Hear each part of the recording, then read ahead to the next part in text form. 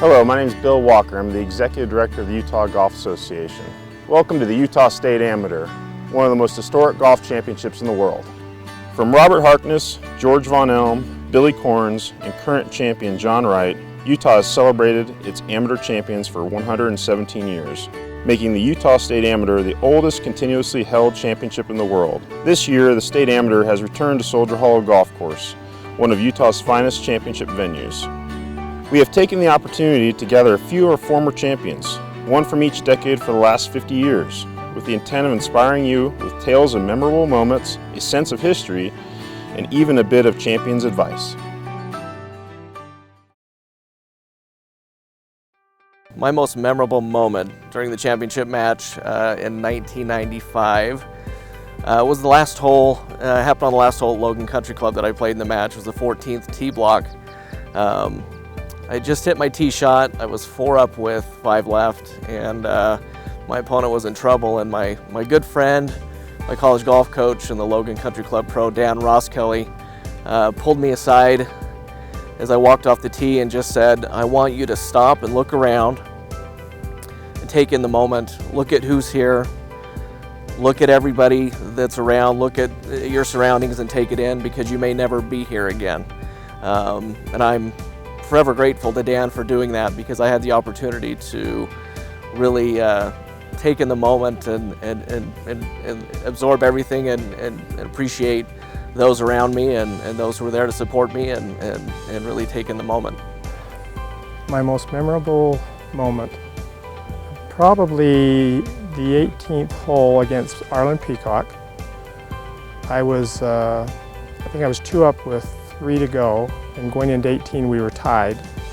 Arlen made birdie, and I had about a 8 to 10 footer, I think, to tie him to continue on the match after being up the whole time. And I was lucky enough to make it. And that put us into sudden death, and then I was able to beat him on the sudden death.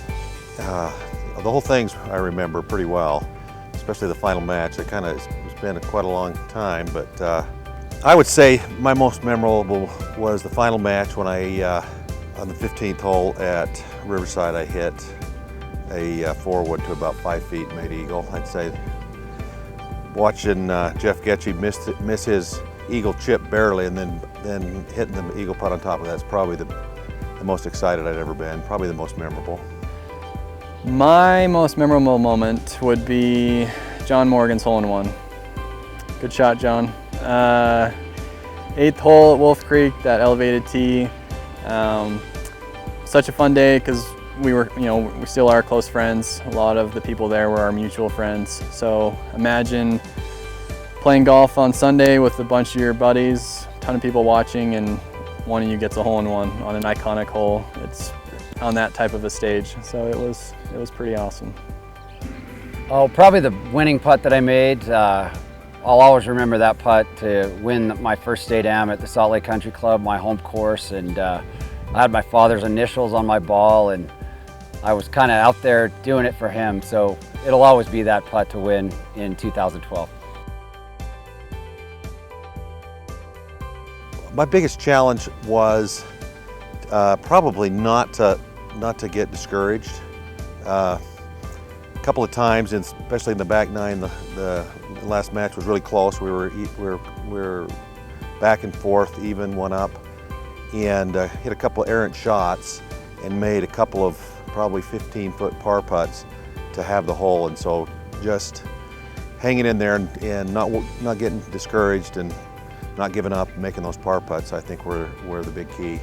My biggest challenge probably was in '74 against Ken Cromwell, when we were having a match, and he had heart palpitations and became really ill and went down, I think, in the second 18 holes, and I wasn't sure if we were going to finish. And he got it together and we were able to finish, but it was not only mentally disturbing, it was hard because I knew he was suffering. It was hard to watch that. Just kind of trying to stay patient, stay focused, and the 36 holes was very difficult to, it's kind of hard to get a gauge on how you stand on 36 holes, especially in the first round. So, you get a couple of hole lead or you get down a couple of holes and you kind of have to remember, hey, we have 18 more in the afternoon, so very difficult to kind of gauge where you are. My biggest challenge, I mean, I had a lot of good competitors, but my best match was Christian Jensen. I mean, we were 6 or 7 under and had to go extra holes, and I was lucky enough to birdie the first playoff hole.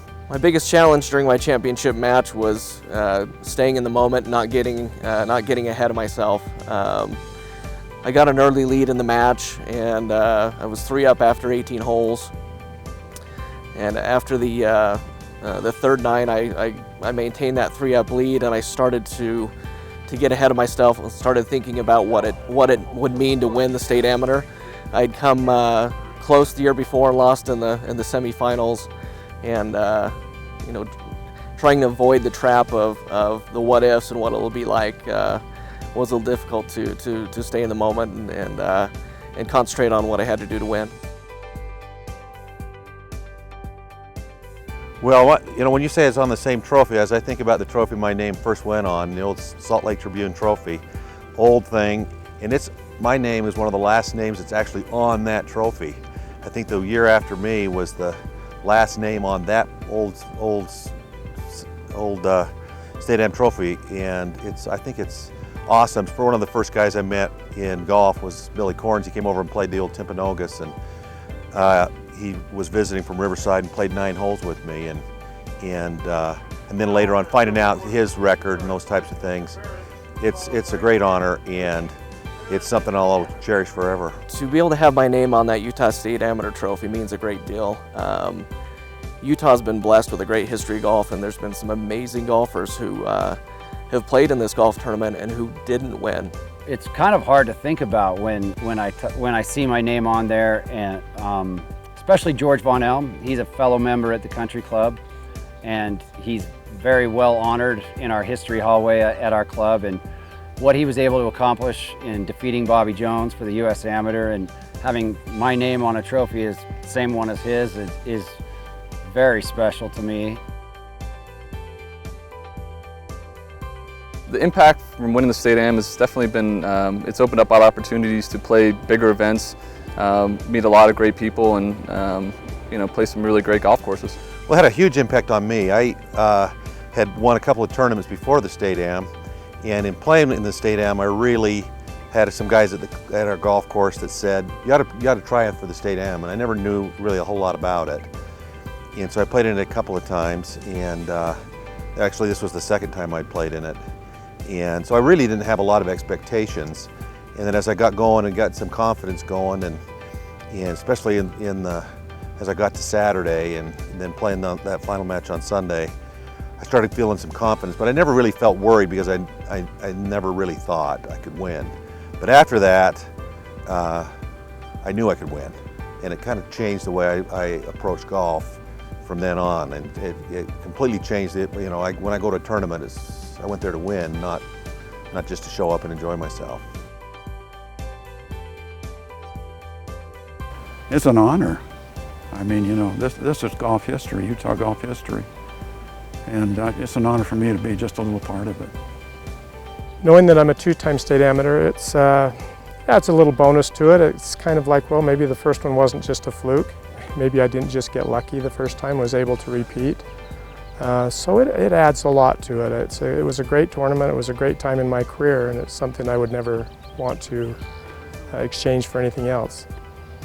I don't think there's anything more rewarding for me personally than validation of hard work, and when you see something that's set in stone, something you can reflect on, then it's a great feeling and something that's never going to go away from you. So it's a great honor. I'm humbled, and I'm sure there'll be many more great names to come. I've been able to achieve the highest in amateur golf in Utah, and it's another validation to all the hard work and all the practice and the beating of balls and working at a golf course when I was 12 so I could get free range balls and parking carts so I could play. All of that is culminated in winning the biggest tournament in Utah twice. If I were to advise this year's competitors, I would just say, just go play golf. one of the pitfalls of match play is golfers tend to get into playing match play, not playing golf. The year I won, I was fortunate that Dr. Rich Gordon, the sports psychologist for Utah State, was working with me at the time and was around. And after my first match that I won one up, he came up to me and said, "It's time for you to play golf and quit playing match play. All you can do is control what you're doing. You're playing the same game. You're just playing it against one person and not the whole field.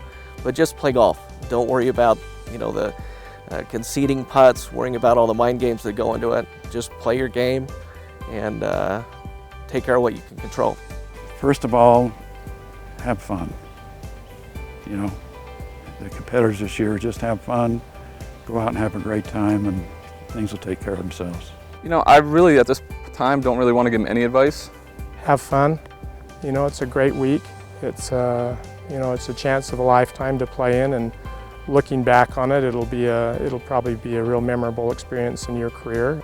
Well, while I'm still playing, I don't want to give them any advice, so I'll save that for later. But no, I think that it's about patience out there, and maybe it's not so much about making a bunch of birdies as it is just staying in the moment and doing what's necessary on each hole rather than trying to make birdie or eagle. Sometimes a par or even a bogey is enough. So I would say that it's more about just playing within yourself and not trying to do too much, because sometimes not very much is required. It just depends. So that's probably my best advice. And I hope no one uses it against me. The Utah State Amateur is a grueling test of golf. We look forward to crowning this year's champion and trust that he will have his own memorable moments and will forever enjoy having his name engraved on the Utah State Amateur trophy.